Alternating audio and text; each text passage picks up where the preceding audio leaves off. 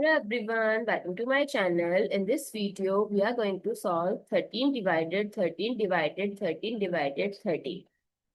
So, in this type of problem, what people do, they solve it like this: 13 divided 13 as 1 and 13 divided 13 as 1 and 1 divided by 1 as 1.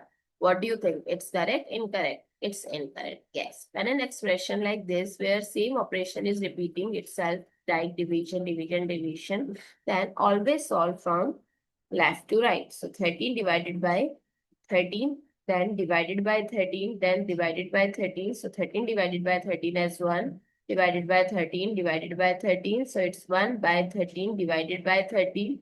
Now there are two different things, 1 by 13 divided by 13 and 1 by 13 multiplied by 13. In this case, you can cancel out and the answer is 1. But in this case, we can solve by changing the sign of division to multiplication and do the reciprocal of right hand side. So 1 by 13 multiply 1 by 13, that is 169. 1 by 169 is the correct answer, not 1. I hope it's clear and you find it useful. So don't forget to share your feedback through like, share, comment and subscribe to my channel. Thanks for watching. See you in the next video.